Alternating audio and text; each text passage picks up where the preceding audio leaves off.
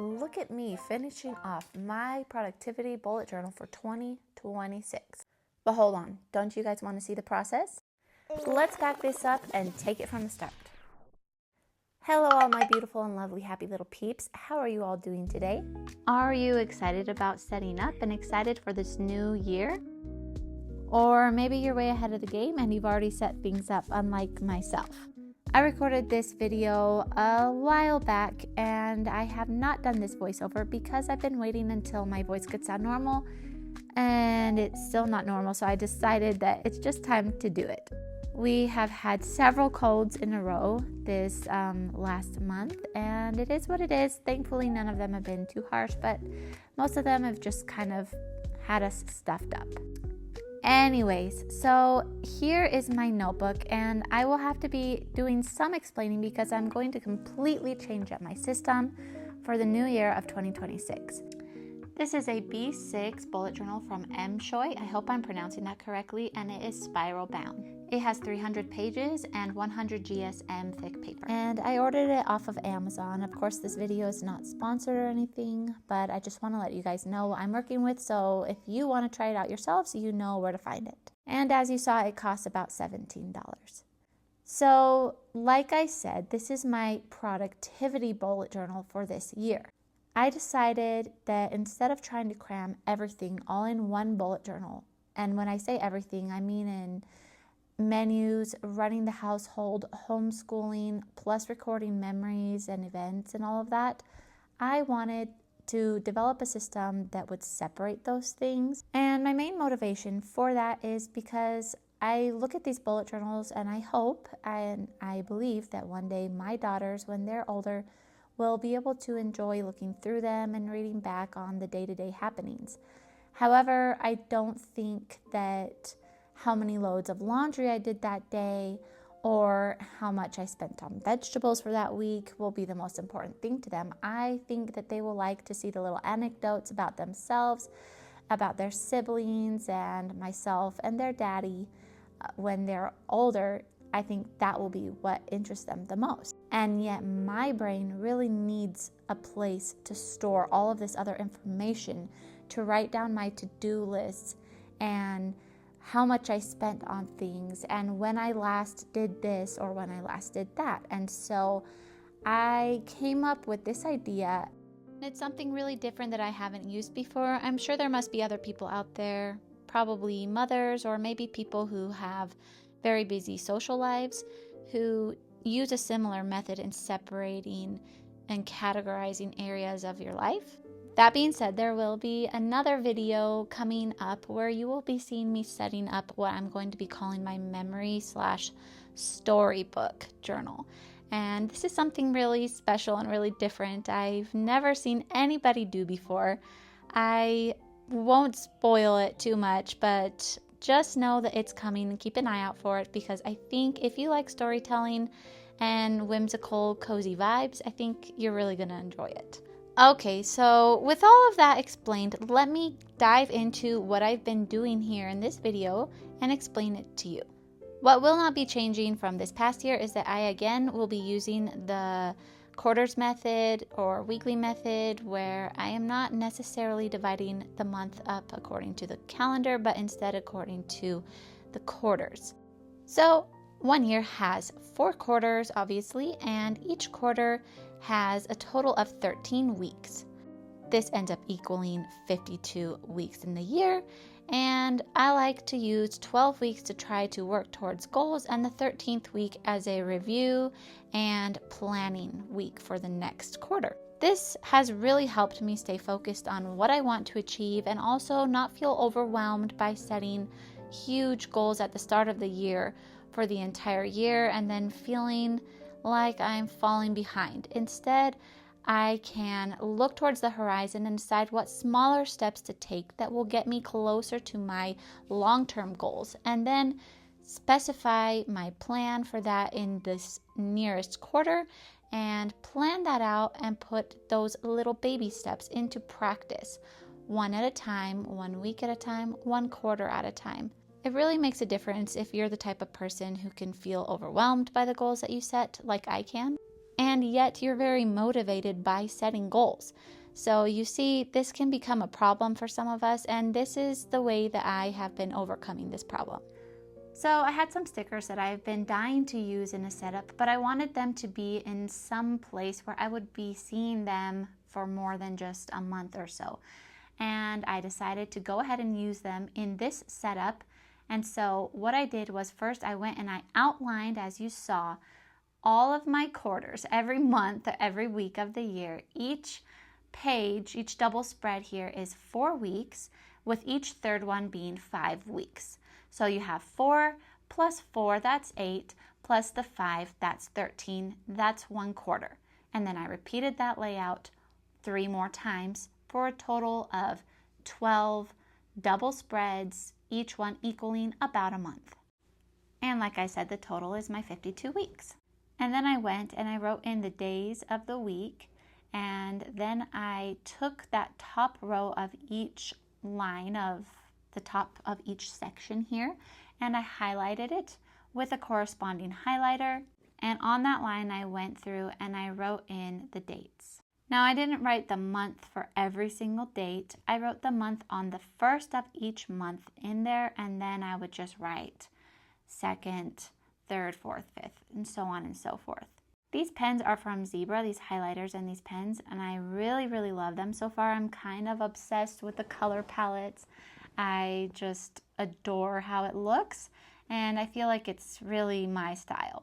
So here you can see I'm flipping back and it's all done. I took the section that was left over on the far left of each of my spreads to make a to-do list, or just a notes list. It's just a little section for anything that I want to write down that I will be focusing on during that 4 to 5 week period. And as you can see, not all the colors were the same, and you'll be seeing why in just a moment. Also, I decided to go ahead and start this year on the 4th of January for week 1, but I went ahead and included January 1st, 2nd, and 3rd, which is Thursday, Friday, and Saturday. You can see those at the top here. And for the sake of transparency, here I am struggling with trying to decide how I wanted to write in the year 2026, and I ended up landing on a smaller, off to the side font using my little stencils. And I'm really happy that I did that because it'll make it more cohesive, because I decided to go ahead and put the name of each month at the top of that left column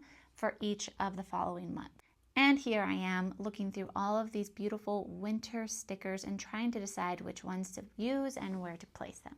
I had my daughters with me watching, and they were grabbing up the little pieces that I was cutting off and using them in their own little notebooks, and it was pretty fun. I really love it that this is something that my girls are interested in watching me do, and that they kind of copy me in their own little notebooks. I think it's adorable, and I feel like it's kind of creating really nice memories in their minds of just cozy times watching Mama do her bullet journals, and also teaching them, even though they don't really know it yet. So obviously we are beginning the year in the middle of winter, and even though it is sunny and warm where I live, I wanted to show that in this layout. So I chose some wintry stickers for the first quarter of the year just to show the seasons. And the best method that I found was to just lay the stickers down and then trim from the back of the page afterwards, instead of trying to cut them beforehand. In some instances, I did cut them beforehand, especially on the sides. You have to do it like that. But for the tops of them, or just hang off of the edges, I went ahead and I cut them afterwards, since I knew that they weren't going to go to waste and my girls were going to be grabbing them up and using them anyways. Here we have already moved into the second quarter, and I am moving more into the greens, but still keeping it a bit misty, just because I want it to be a nice transition and have time to use the summery and the fall shades as well. It made me feel just a little bit sad every time that I had to trim off the top of those trees. They're so pretty, but you gotta do what you gotta do. And if I'm being honest, this one ended up being one of my favorite ones, because I love the way that my yellowish, brownish highlighter matched so well with the roads with these little stickers. And then before I knew it, I was already moving on to the fall theme, which I also really loved. The combination of this gray and the burgundy and these trees, it just matched so well. And these colors are my favorite colors as far as the seasons go. I'm sorry, I'm totally a fall girl. I'm not trying to be cliche, but I love every season, to be fair, but the colors of fall just beat everything else in my opinion. Okay, so now getting into the system that I'm going to be using. Here you see me on a separate paper that I took out from the back of the journal. I am writing in a key, and I will be using this key, and this is where it gets interesting, to track literally everything and anything that I want to track year long. It will be in this key, and it will be tracked on these calendar spaces. This is going to save me so much chart making throughout the year. When I want to chart anything that, maybe it'll pop up and I'll say, oh, I want to chart this, or I want to track when I do this or so. I'm always changing my mind or thinking of new things to track. And instead of having to make a chart for each time, I have this paper that I taped into the front cover, and I will be able to flip it out each day as I'm filling in my little calendar space, and I will be able to track on it. There's plenty room left over on this paper for adding in other items that I want to track, and I developed a little system that I'll explain closer to the end of the video with my colored pens that is just going to make it so much fun and so practical and so condensed as well. So here you see that I have already started on the cover paper, which looking back at it, it kind of scared me because I realized I did my calendar first, and if I really drastically messed up the cover picture, there was going to be almost no way to undo it because it was the front of the first month of the year spread. And so if I messed it up, I would have been stuck with it, and I probably should have done that step first. But, you live and you learn. And this was a quote that I heard in a movie. It was actually referring to a man, and it was a movie. I don't even remember what movie it was. It was animated through the viewpoint of this man, and it was kind of his life. I think he was like a lumberjack back in the 1800s or something like that. But he said at one point, and though he didn't know it then, he would always look back on this time in his life as the happiest. And when I heard that, I thought, wow. And I took a note down in my phone really quick because I knew I wanted to use this quote somewhere in my setup because it's so true. And no, I'm not saying that there aren't happier times ahead or anything like that, but I feel like this is just the reminder that us moms who are in the trenches really need on a daily basis. Because we kind of wake up and each day can tend to blur into the next, and our babies are loud, and sometimes they're crying, sometimes they're arguing. There's always so much laundry to do, the cooking, the cleaning, in my case, the homeschooling, and on top of that, just the education that each parent gives their child about life and guiding them through the process of growing up and maturing. There's a lot going on, and it can be super overwhelming. But over the past couple years, watching my oldest, Allie, turning into a young woman, she's 14 now, and I'm so proud of who she is and how mature she is, and she just blows me away and makes me so proud every day. And it's really made me think about the fact that someday all of my daughters are going to be grown-up women. They won't be these little babies pulling on my skirt while I'm trying to cook or rolling balls into the kitchen while I'm running around and tripping on them. They're going to be grown-up women. And so I am trying really hard to remember daily, and not really just daily, but even moment by moment, to take time to enjoy and soak it all in, because I know that I'm going to miss it. Okay, now so on to the functional part of this spread. Also, excuse the fact that my arm got absolutely eaten alive by mosquitoes. It looks like I have some kind of illness. I promise it was just hungry mosquitoes. Last year, I had a different spread for the weather, for like prayer and study time, and a different spread for stuff like hobbies and things like that. As you can see here, it's all going to be on one. And with these calendar spaces that are so large, in case you are wondering, they are 8 across by 10 down. Well, I just feel very confident that I won't have any problem having room to track everything that I want to. And this is my school system that I came up with. At first, I felt overwhelmed by trying to make a whole different school system. Once again, I had done it before and it was okay, and I did use it, but I wanted to do something more condensed. And here's what I came up with. As you can see, I assigned each of my 3 school-age children a different color of pen, and then I just created a symbol for each of the main subjects. Not all of my daughters are in all of these subjects, and there may be a couple of subjects that I will add in later. But for now, on any given day that any of my daughters completes math, for example, I can put the plus sign in their color on that day, and that will just show me that they did math that day. And so on and so forth with the other subjects. And this system just seems so flexible to me. I'm really excited to use it, and I think it'll be awesome to look back at the end of the year.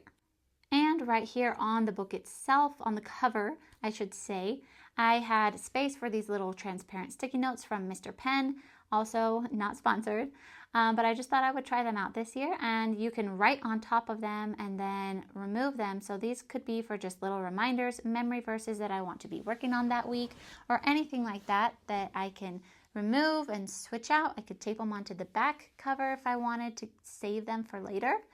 And yeah, it's just so flexible. It's so wide open to the possibilities. You could add in your health right here. You could add in work. You could add in classes and schools and schedules.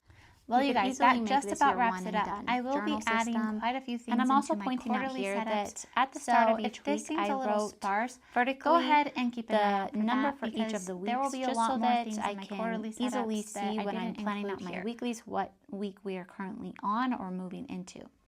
And I don't want to forget to mention that every 3rd week filled up the page completely and did not leave any room for stickers, but that's just the way that I had to do it so that we could have as much space for all those daily trackings. I know that in the end it's worth it to me to have the extra space and make sure that I'm not trying to cram things into itty bitty little squares.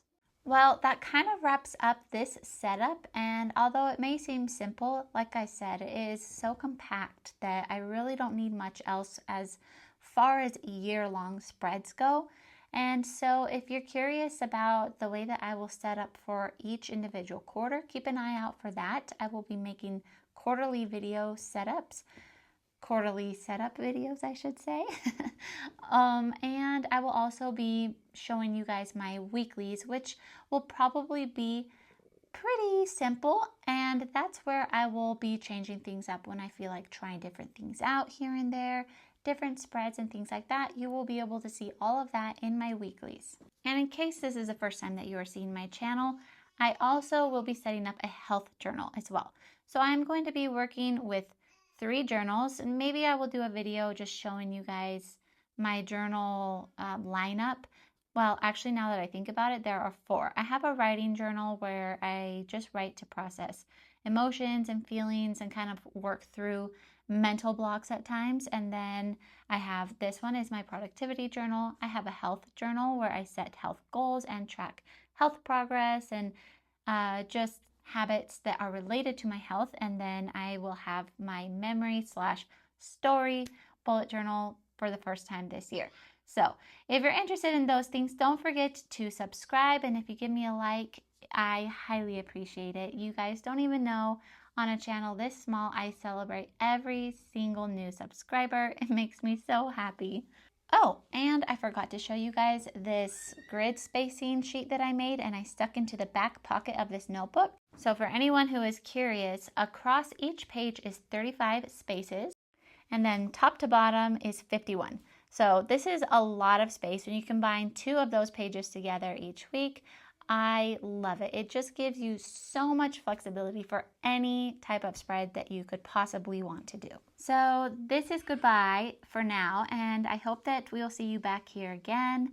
I hope that you enjoyed this. I hope it sparked creativity in you and that it just inspired you to go ahead and start with something that you've been thinking about doing, any little project, something that will bring you happiness and satisfaction. And as you all know, I can't let you go before reminding you to stay thankful.